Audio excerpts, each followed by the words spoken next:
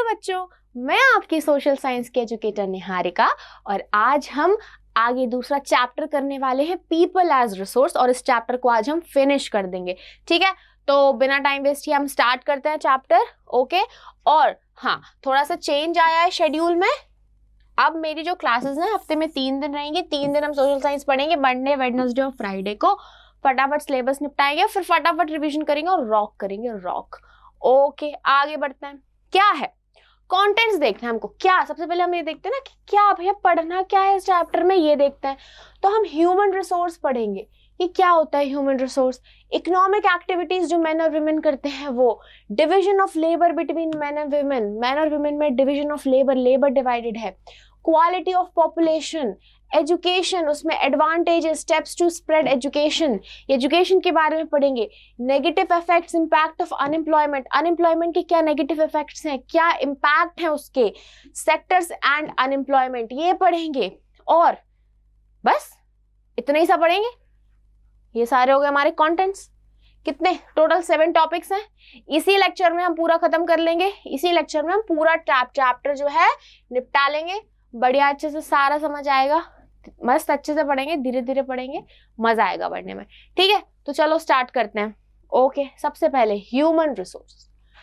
Human resource नाम से ही समझ आ रहा होगा क्या है। ह्यूमन जो एक रिसोर्स है, ह्यूमन भी एक क्या है, ह्यूमन भी एक रिसोर्स है। तो ह्यूमन रिसोर्स, ह्यूमन जो कि एक रिसोर्स है। Human capital is a collection of expertise, behavior, social and personality characteristics, including imagination, reflected in the capacity to conduct work in order to produce economic benefit. हाय, इतनी tough definition कुछ नहीं है। Simple से word में human की capabilities, उसकी expertise और उसकी क्वालिटीज जिससे वो इकोनॉमिक बेनिफिट प्रोवाइड करता है। मतलब ह्यूमन इतना केपेबल है कि वो अपनी एक्सपर्टीज से, अपनी कैपेबिलिटी से, अपनी क्वालिटी से, अपनी पर्सनालिटी से, अपनी नॉलेज से इकोनॉमिकली बेनिफिट करता है। उसको हम क्या कहते हैं, ह्यूमन कैपिटल कहते हैं। क्या कहते हैं? तो what is human capital? Human capital human की एक कैपेबिलिटी है। मतलब मेरी जैसे क्षमता है कि मैं मेरी एक्सपर्टीज से, मेरी नॉलेज से, मेरी कैपेबिलिटी से कुछ इकोनॉमिक बेनिफिट कर सकूं, कुछ इकोनॉमी कमा सकूं, तो वो मेरा ह्यूमन कैपिटल है। क्या है? मेरी क्वालिटीज, मेरी expertise is what? My human capital. Okay, तो यहां हम देख रहे हैं ह्यूमन कैपिटल में क्या, knowledge, abilities, skills, education, training, wisdom, creativity, judgement, all this is what? All this is human capital. All this is human capital. आगे बढ़ते हैं। People as resource is a way of referring to a country's working people. मतलब people जिनको हम resource कर रहे हैं उसमें हम किसको डिनोट कर रहे हैं, उसमें हम किसको मार्क कर रहे हैं? Working people. जो कंट्री के वर्किंग लोग हैं, जो वर्किंग पीपल हैं, उनको हम रेफर कर रहे हैं in terms of their existing productive skills and abilities. मतलब जो लोग अपनी स्किल्स, अपनी एक्सपर्टीज से वर्क कर रहे हैं, जो वर्किंग पॉपुलेशन है, वो क्या है? वो रिसोर्स है, वो पीपल है, एक रिसोर्स है। When the existing human resource is further developed by becoming more educated and healthy, we call it human capital. और जो ह्यूमन रिसोर्स है, मतलब जो ह्यूमन प्रेजेंट है, जो लोग काम कर रहे हैं, वो अपनी कैपेबिलिटीज और बढ़ा रहे हैं, ज्यादा एजुकेट हो रहे हैं, ज्यादा हेल्दी हो रहे हैं, तो हम उसको ह्यूमन कैपिटल कहेंगे। मतलब ह्यूमन रिसोर्स तो है, ह्यूमन एक रिसोर्स है, ह्यूमन बहुत कुछ काम कर सकता है, पर जब वो अपनी एजुकेशन बढ़ा लेता है, ठीक है, अब एजुकेशन बढ़ा लेता है तो उसमें बहुत स्किल्स आ जाती हैं, कुछ ट्रेनिंग कर लेता है ना, तो क्या हो जाता है? पेन गिर गया मेरा। तो क्या हो जाता है? ये सब चीजें जब आ जाती हैं तो एक ह्यूमन क्या है? कैपिटल बन जाता है। क्या बन जाता है? एक कैपिटल बन जाता है। It adds to the productive power of the country, और कंट्री की प्रोडक्टिव पावर में ऐड करता है। ह्यूमन कैपिटल जो है कंट्री की प्रोडक्टिविटी बढ़ाते हैं, कंट्री की प्रोडक्टिव पावर बढ़ाते हैं। Investment in human capital through education, training, medical care yields a investment in physical capital. इसका मतलब ये है, अगर हम ह्यूमन कैपिटल मतलब अगर किसी ह्यूमन की हम एबिलिटीज, उसकी कैपेबिलिटीज बढ़ाने में इन्वेस्ट करेंगे, मतलब उसको हम अच्छी एजुकेशन देंगे, उसको हम अच्छी ट्रेनिंग देंगे, उसको हम अच्छी मेडिकल फैसिलिटी देंगे, तो वो फिट होगा। वो उसकी कैपेबिलिटीज बढ़ रही हैं, तो उसकी कैपेबिलिटीज बढ़ेंगी तो हमें फिजिकल ग्रोथ भी देखने को मिलेगी। मतलब ह्यूमन कैपिटल में अगर इन्वेस्टमेंट करेंगे तो फिजिकल कैपिटल जो है उससे भी हमको रिटर्न मिलेगा। आगे, human capital is in one way superior to other resources like land and physical capital because human resource can make use of land and capital। अब एक बात बताओ, पैसा है किसी के पास अच्छी जमीन है, पर वो सामने वाला इंसान इतना केपेबल ही नहीं है, उसमें इतनी बुद्धि ही नहीं है कि वो उस पैसा का, उस लैंड का यूज कर सके।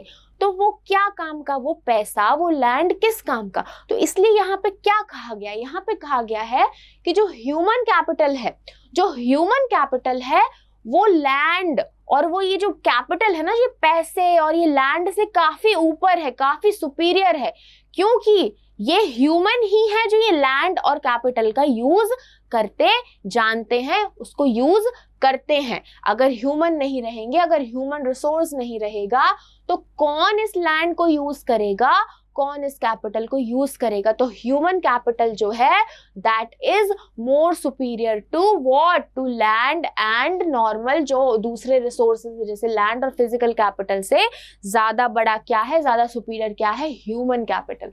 Okay, land and capital can not become useful on their own. यही चीज मैंने बात बोली कि जो लैंड और कैपिटल है वो खुद से काम नहीं कर सकते, किसी इंसान को, किसी ह्यूमन को आना पड़ेगा कि वो काम कर सके। ओके, मतलब वो इस चीज का यूज कर सके, लैंड और कैपिटल का वो यूज कर सके। तो वो कौन यूज करता है? ह्यूमन यूज करते हैं। ठीक है। For many decades in India, a large population has been considered a liability rather than an asset। India में बहुत टाइम से जो पीपल हैं, जो लोग हैं, जो पॉपुलेशन है, उनको लायबिलिटी के तौर पे देखा जा रहा है, उनको एसेट के तौर पे नहीं देखा जा रहा है। A large population can be turned into a productive asset। हम बहुत सारी लार्ज पॉपुलेशन को एक प्रोडक्टिव एसेट में कन्वर्ट कर सकते हैं, ऐसी चीज जो हमें प्रोडक्टिविटी देगी, एक एसेट में कन्वर्ट कर सकते हैं। कैसे? By investment in human capital. Same चीज को अलग अलग तरीके से बोला जा रहा है। क्या? सेम चीज को अलग अलग तरीके से बोला जा रहा है यहाँ पे कि अगर हम ह्यूमन कैपिटल में इन्वेस्ट करेंगे तो हम जो पॉपुलेशन है उसको हम प्रोडक्टिव बना लेंगे। क्या कर लेंगे? प्रोडक्टिव बना लेंगे। कैसे? Bye education and health. मतलब अगर हम किसी की ह्यूमन की एजुकेशन पे स्पेंड करेंगे, ह्यूमन की हेल्थ पे स्पेंड करेंगे, तो हम क्या कर लेंगे? हम ह्यूमन कैपिटल में इन्वेस्टमेंट कर रहे हैं और ह्यूमन कैपिटल में इन्वेस्टमेंट करके हम एक प्रोडक्टिव एसेट बना लेंगे और लार्ज पॉपुलेशन प्रोडक्टिव एसेट बन सकती है। आगे, educated parents invest in the education of the children. अब हमने देखा होगा कि मोस्टली जो एजुकेटेड लोग होते हैं, ठीक है, एक तो अब तो बहुत ज्यादा चीजें सॉर्ट हो गई हैं, बहुत सारी चीजें डेवलप हो रही हैं, लोगों की सोच अच्छी हो रही है। तो पहले के जमाने में इतना पढ़ाते नहीं थे, कहते थे कि तुम पढ़ लिख के क्या करोगे भैया, हाँ क्या करोगे पढ़ लिख के, तुम्हें खेती करनी है, तुम्हें तो धंधे पे ही बैठना है, तुम्हें तो यही बिजनेस पे ही बैठना है, तो पढ़ना लिखना क्यों है, यही करो, क्या करोगे पढ़ लिख के।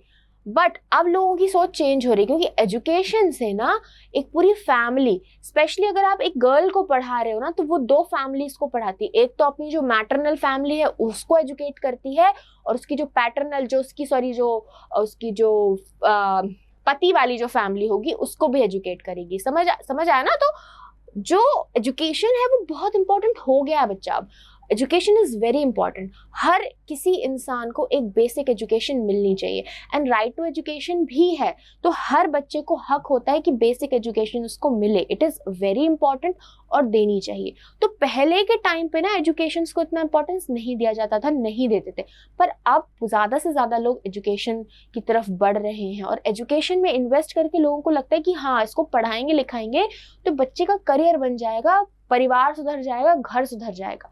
तो अब लोग ना एजुकेशन की तरफ बढ़ रहे हैं। तो एजुकेटेड पेरेंट्स जो हैं, स्पेशली आज भी काफी जगह है जहाँ पे गांव में उतना नहीं पढ़ाते हैं, पर फिर भी चीजें हो रही हैं। अगर थोड़ी बहुत भी एजुकेशन है, कुछ लोग ऐसा सोचते हैं कि भाई हम नहीं पढ़ पाए तो हमारे बच्चे पढ़ ले। अच्छी सोच है भैया कि हम नहीं पढ़ पाए तो हमारे बच्चे ऐसी स्थिति ना देखें, है ना, क्योंकि उनको पता है कि यार बिना एजुकेशन के आजकल कुछ नहीं होता है ना। तो जो एजुकेटेड पेरेंट्स हैं वो ज्यादा इन्वेस्ट करते हैं, मतलब वो अपने बच्चों को ज्यादा पढ़ाने के लिए मोटिवेटेड रहते हैं, कहते हैं कि हम इन्वेस्ट करेंगे, तू पढ़ बेटा, हम तेरे में इन्वेस्ट करेंगे, पढ़ाई में इन्वेस्ट करेंगे। They are also conscious of proper nutrition and hygiene, और वो ज्यादा सोचते भी कि हमारे बच्चे को प्रॉपर न्यूट्रिशन मिले और प्रॉपर हाइजीन में वो जो है रहे। As a result of the investment children a virtuous cycle is created. ठीक है, और इन्वेस्टमेंट जब हम करते हैं ना तो एक अच्छी चीज क्रिएट होती है कि ठीक है, बच्चा पढ़ रहा है, मतलब थोड़ा सा एजुकेटेड पेरेंट था, उसने अपने बच्चे की पढ़ाई में पैसा लगाया, ठीक है, उसने कहा कि तू मेरा इन्वेस्टमेंट है, तू पढ़, मैं तेरे में इन्वेस्ट कर रहा हूँ। अब वो बच्चा पढ़ रहा है, ठीक है, तो अब बच्चे के आगे जो बच्चे आएंगे वो भी चाहेंगे ना कि हमारे बच्चे भी पढ़े, तो एक साइकिल क्रिएट हो जाती है यहाँ पे, ठीक है। A vicious cycle may be created by disadvantaged parents who themselves being uneducated keep their children in similarly disadvantaged state.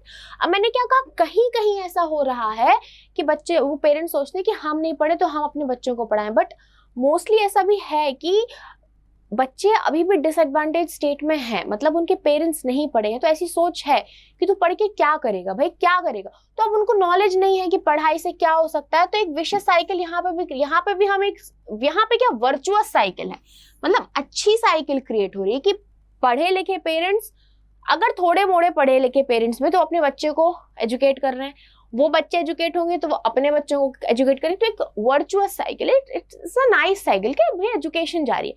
यहाँ पे एक विशियस साइकिल क्रिएट होती है बाय डिसएडवांटेजेस। क्या डिसएडवांटेज, अगर पेरेंट पढ़ा लिखा नहीं है तो उसको उतना जागरूक नहीं है कि भैया हमको पढ़ाना भी चाहिए, तो वो अपने बच्चे को इतना मोटिवेट नहीं करेगा। एक दो बार बोलेगा नहीं पढ़ेंगे बच्चे, मोटिवेट नहीं करेगा वो, है ना। तो अनएजुकेटेड पेरेंट्स हैं तो हाई चांसेस रहते हैं कि उनके बच्चे भी मोस्टली अनएजुकेटेड रहेंगे, है ना। तो उससे अब वो बच्चे अनएजुकेटेड है तो हाई चांसेस उनकी जनरेशन भी अनएजुकेटेड रहेगी। तो एक विशियस साइकिल यहाँ पे क्रिएट होती है अगर हम बच्चों को क्या है, अनएजुकेटेड रखते हैं। तो education is very important, very very important. हर बच्चे को एजुकेशन मिलनी चाहिए। बेटा आप लोग भी अगर कभी किसी बच्चे को देखो ना रोड पे, तो मतलब उसको मोटिवेट करो कि भाई पढ़ो।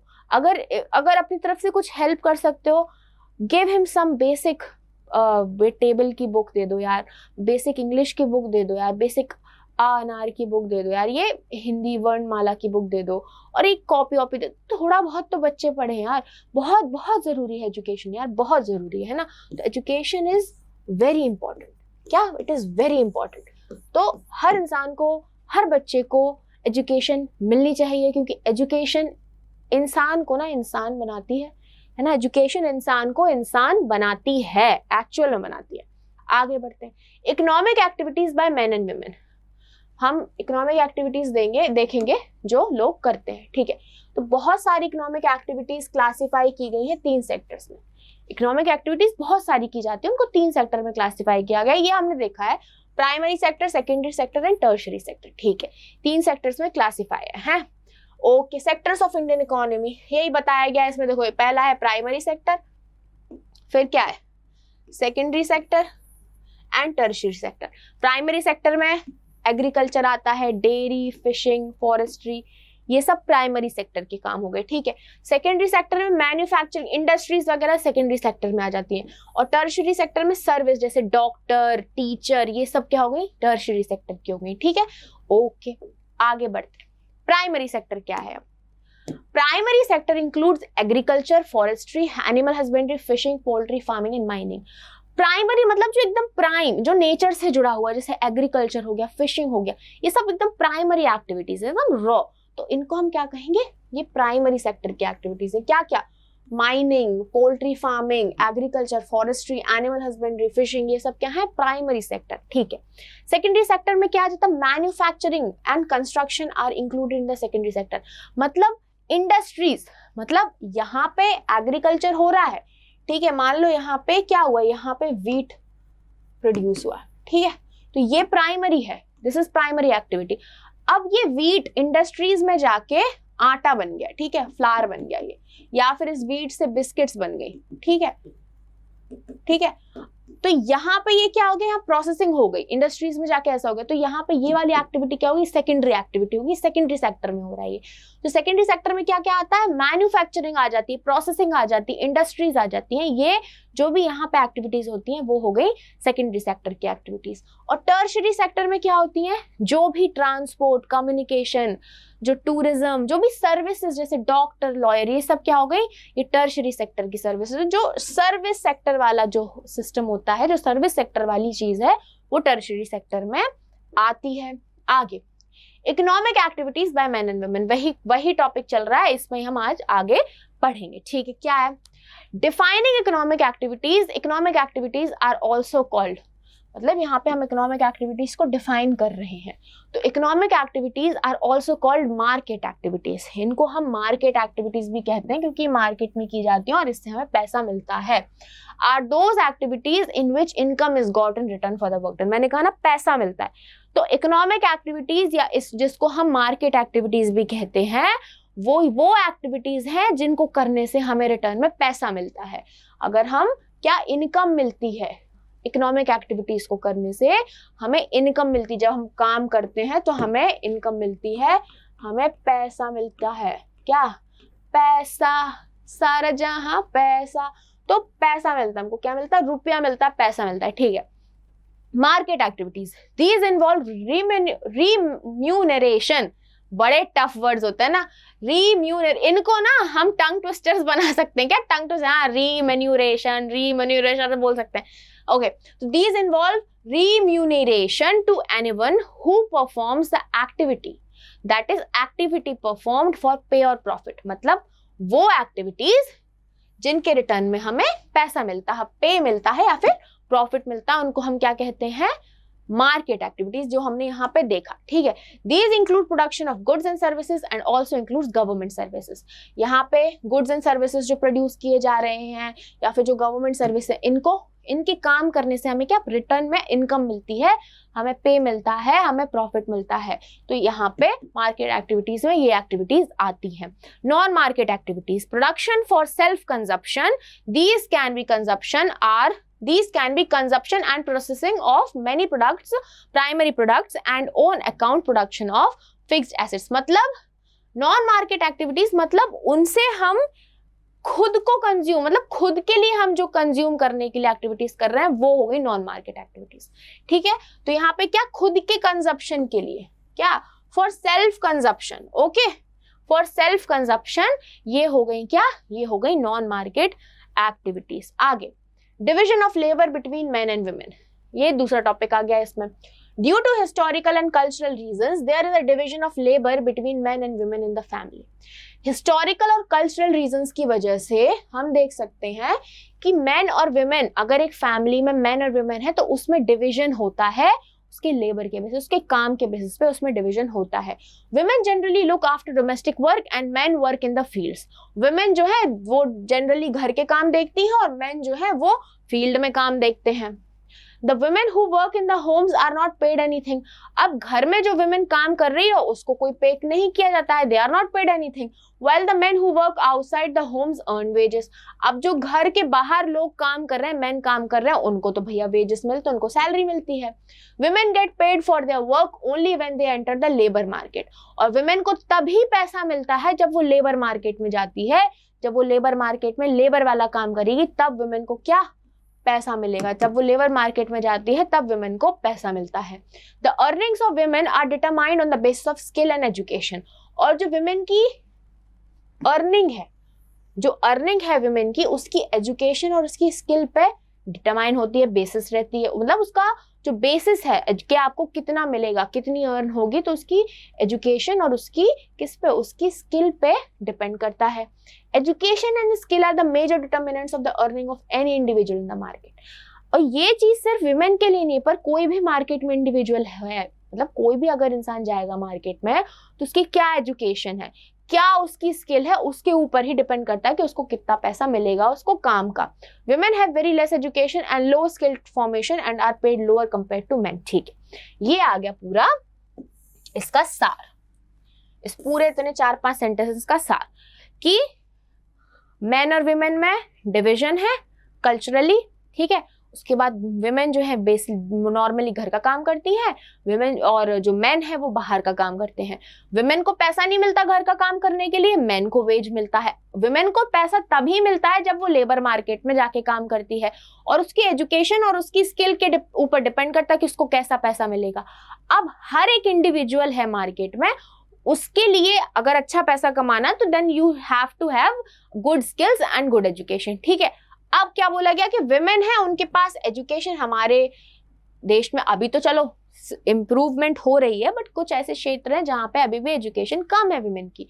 पिछड़े वर्ग में चले जाओ, विलेजेस में चले जाओ, आपको विमेन की एजुकेशन कम मिलेगी। ठीक है, तो अब विमेन की क्या एजुकेशन बहुत कम है, वेरी लेस एजुकेशन, उनकी स्किल भी लो है, तो इसकी वजह से उनको मेन से, जो मेन है उनसे उनको कंपैरेटिवली अगर देखा जाए तो विमेन को कम वेज मिलता है, उनको कम पैसे मिलते हैं। आगे क्वालिटी ऑफ पॉपुलेशन, हम देखेंगे पॉपुलेशन की quality. The quality of population depends upon the literacy rate, health and skill formation. देखो बेटा, अगर हेल्थ अच्छी हो, अगर लिटरेसी अच्छी हो, मतलब अच्छे पढ़े लिखे लोग हो, लोग हेल्दी हो, और क्या स्किल्स अच्छी हो उनके पास, तो हम कहेंगे कि पॉपुलेशन की क्वालिटी अच्छी है। मतलब पॉपुलेशन तो है और वो अच्छी क्वालिटी की है, वो स्किल्ड है। ठीक है, तो क्वालिटी ऑफ पॉपुलेशन किस चीज पर डिपेंड करती है, उसकी लिटरेसी रेट पे, उसकी हेल्थ और उसकी स्किल फॉर्मेशन के ऊपर। Health of a person is indicated by life expectancy. ठीक है, लाइफ एक्सपेक्टेंसी डिटरमाइन करती है कि किसी की हेल्थ जो है कैसी रहेगी। The quality of the population decides the growth rate of the country. अब जो पॉपुलेशन की क्वालिटी है, मतलब हमने देखा ना कि इन 3 चीजों पे डिपेंड करती है पॉपुलेशन की क्वालिटी। ठीक है, क्वालिटी ऑफ अ पॉपुलेशन, अगर ये 3 चीजें अच्छी हैं तो पॉपुलेशन की क्वालिटी भी अच्छी होगी। तो अगर पॉपुलेशन की क्वालिटी अच्छी है, quality of a population is good, तो ग्रोथ जो है कंट्री की वो भी अच्छी होगी। अगर लोग अच्छे हैं कंट्री में तो कंट्री भी अच्छी होगी ना, ग्रोथ ज्यादा होगी ना। सिंपल यही चीज लिखिए कि जो quality of a population determines the growth of the country. ठीक है, क्या करती है, ग्रोथ ऑफ द कंट्री, किसी कंट्री की कैसी क्या ग्रोथ होगी वो क्या डिसाइड करती है, वो पॉपुलेशन डिसाइड करती है, वो क्वालिटी डिसाइड करती है। ठीक है, illiterate and unhealthy population are a liability for a country. ठीक है, जो इलिटरेट और अनहेल्दी पॉपुलेशन है वो कंट्री की ग्रोथ डाउन करते हैं, वो कुछ हेल्प नहीं कर पाते हैं। ओके, आगे क्या है, रोल ऑफ एजुकेशन। हम देखेंगे एजुकेशन का रोल क्या है, क्या एडवांटेजेस हैं और क्या डिसएडवांटेजेस हैं, मतलब क्या इम्पैक्ट पड़ेगा भाई एजुकेशन अच्छी होगी तो क्या होगा। सबसे पहले advantages, the education contributes towards the growth of society, it enhances the national income, cultural richness and the efficiency of governance. It helps to get jobs and increase income. अगर एजुकेशन अच्छी होगी तो सोसाइटी की growth होगी, national income भी बढ़ेगी, culturally richness हो आएगी, और क्या, गवर्नेंस अच्छा होगा, जॉब ज्यादा अच्छी मिलेंगी और इनकम भी बढ़ेगी। मतलब एजुकेशन अच्छी होगी तो पैसा ज्यादा आएगा, एजुकेशन अच्छी होगी, लोगों की सोच अच्छी होगी तो सोसाइटी में इंप्रूवमेंट होगी, एजुकेशन अच्छी होगी तो इनकम बढ़ेगी, एजुकेशन अच्छी होगी तो जॉब ज्यादा मिलेंगी, उससे नेशनल इनकम भी बढ़ेगी। तो सब कुछ इंटरलिंक्ड है एजुकेशन के साथ। तो एजुकेशन इज वेरी इंपॉर्टेंट, है ना। तो ये सबसे पहले हो गया एक सबसे बड़ा advantage. Okay, literacy rate have increased from 18% in 1951 to 65% in 2001। चलो अच्छी बात है भैया, लिटरेसी रेट बढ़ा है, पहले कितना था, 18% था 1951 में और अब हो गया है 65% 2001 में। 2001 का डाटा है ये, 65% हो गया है। Literacy among male is nearly 50% higher than the female. Male और फीमेल को कंपेयर करें तो मेल की जो लिटरेसी रेट है वो 50% ज्यादा हायर है। कहाँ पे, अर्बन एरियाज में। ठीक है, अर्बन एरियाज में। कहाँ पे? अर्बन एरियाज में। तो literacy rate among male is nearly 50% higher than females and is about 50% higher in urban areas compare to rural areas. Urban areas और रूरल एरियाज में हम कंपेयर करें तो अर्बन एरियाज में 50% हाई है, मतलब अर्बन एरियाज में ज्यादा पढ़े लिखे लोग हैं और मेल्स जो हैं वो विमेन से 50% ज्यादा पढ़े लिखे होते हैं। ओके, स्टेप्स टू, मतलब सबसे पहले हमने देखा ना, ये है सबसे मेन एडवांटेज भैया कि अगर हम एजुकेटेड होंगे तो ये हमें एडवांटेजेस मिलेंगे, ये होगा हमारे साथ, हमें ये सारे एडवांटेजेस मिलेंगे बाय एजुकेशन। ठीक है, तो education is very important. Okay, steps to spread education. हम कैसे स्टेप्स, कैसा क्या करें कि जो एजुकेशन है वो स्प्रेड हो। सर्व शिक्षा अभियान इज अ बेटा जब भी आंसर लिखो ना इस टाइप की चीजें कोट किया करो, है ना। अगर आपको मार्क्स फेच करने हैं तो आपने एडवांटेजेस तो लिख दिए, फैक्ट्स बता दिए, ऐसी चीजें लिख दो कि सर्व शिक्षा अभियान, बेटी बचाओ बेटी पढ़ाओ टाइप्स। ये आप जब चीजें लिखोगे ना आंसर ब्यूटीफुल हो जाएगा आपका।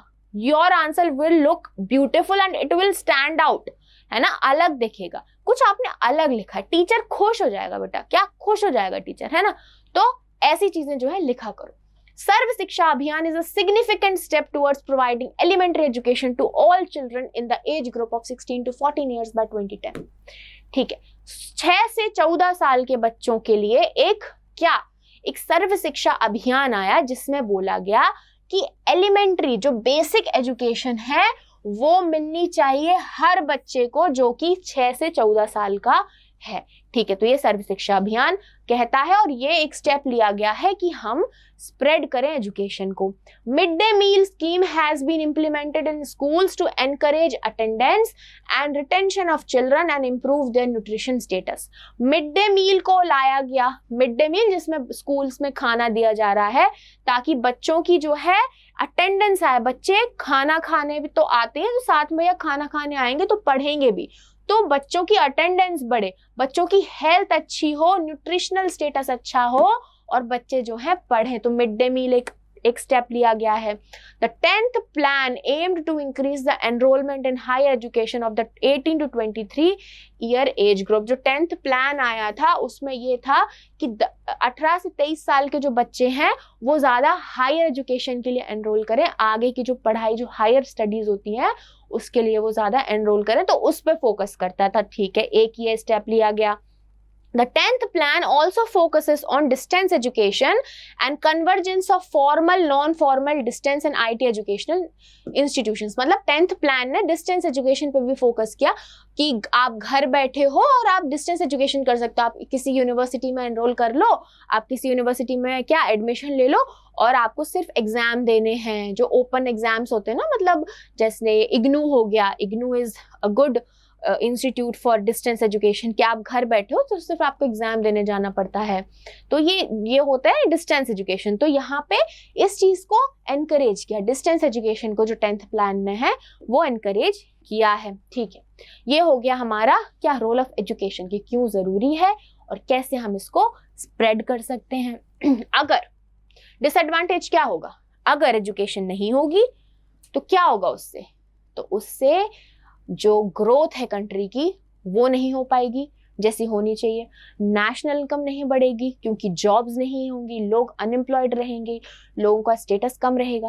तो बहुत सारे डिसएडवांटेजेस, जो एडवांटेजेस है ना उसी से लिंक्ड होते हैं डिसएडवांटेजेस। ठीक है, रोल ऑफ हेल्थ क्या है भैया, the health of a person helps him to realise his potential and the ability to fight illness. ठीक है, जो पर्सन की हेल्थ है वो डिटरमाइन करती है कि उस इंसान का कितना पोटेंशियल है और वो कितना इलनेस से फाइट कर सकता है, क्या उसका पोटेंशियल है।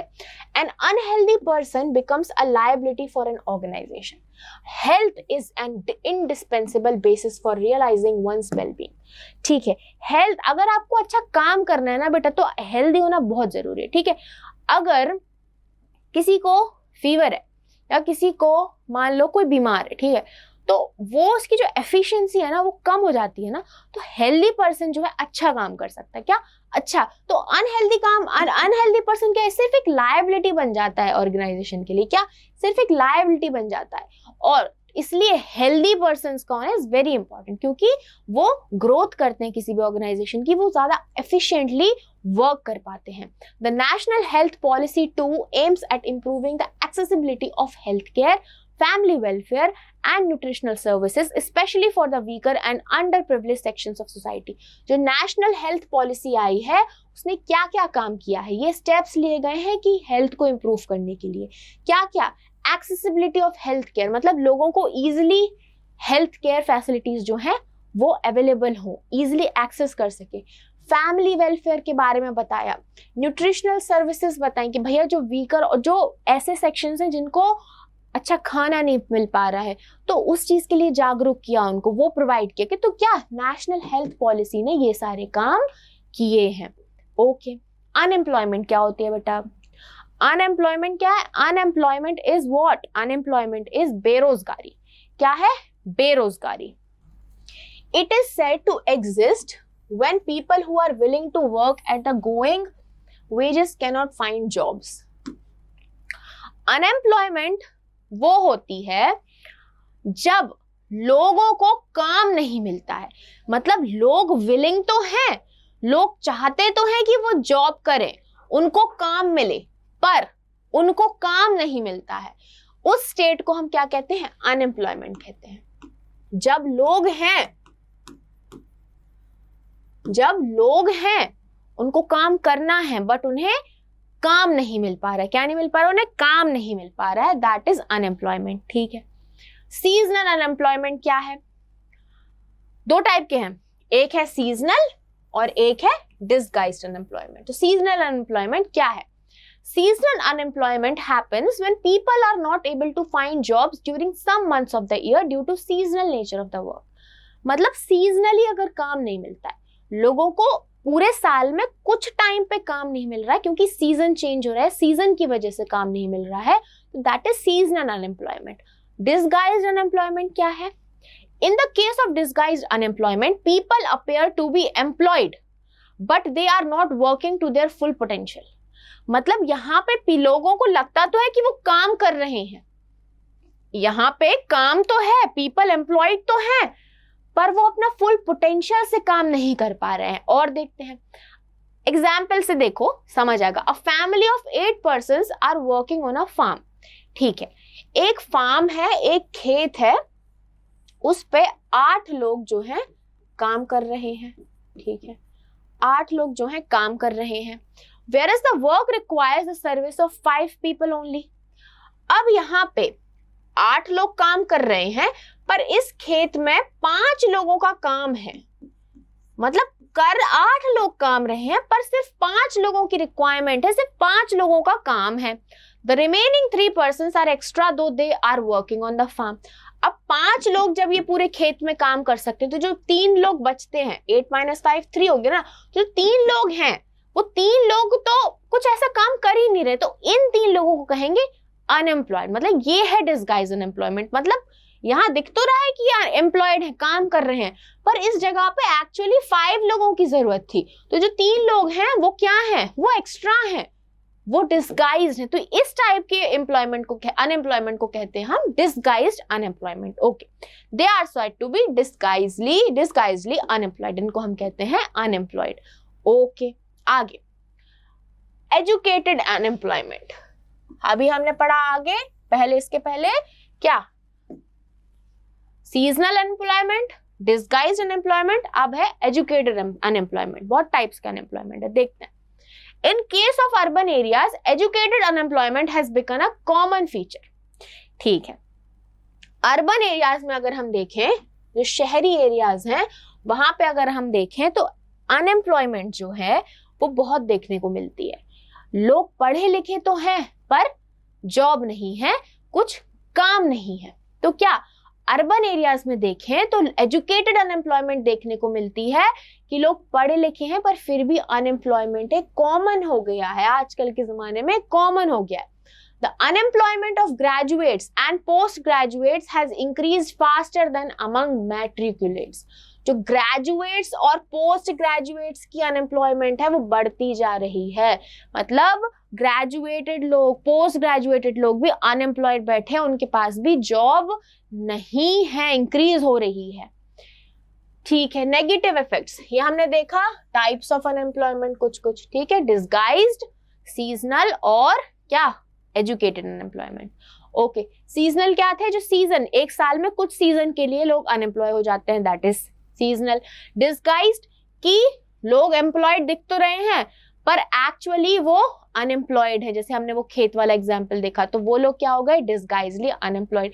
एजुकेटेड अनएम्प्लॉयमेंट कि लोग एजुकेटेड तो हैं पर वो क्या हो गए हैं, उनके पास काम ही नहीं है, जॉब ही नहीं मिल रही है, दैट इज एजुकेटेड अनएम्प्लॉयमेंट। अब negative effects, impact of unemployment क्या होता है भैया, अनएम्प्लॉयमेंट की वजह से क्या होता है, unemployment leads to wastage of man power resource, मतलब जो ह्यूमन रिसोर्स है, जो मैन पावर रिसोर्स है, जो ह्यूमन कैपिटल है, जो ह्यूमन रिसोर्स है, उसका वेस्ट हो रहा है, उसका कुछ काम नहीं आ रहा है, that is a very big ill effect. मतलब जो सबसे बड़ा डिसएडवांटेज ये है कि इतने सारे लोग हैं जो बहुत कुछ कर सकते हैं पर अनएम्प्लॉयमेंट की वजह से वो कुछ कर नहीं पा रहे हैं, वो बस पड़े हुए हैं, उनका जो टैलेंट है, जो मेहनत है, सब कुछ वेस्ट जा रहा है। तो क्या हो रहा है, वेस्टेज हो रहा है of man power resource, human resource का जो है वेस्ट हो रहा है।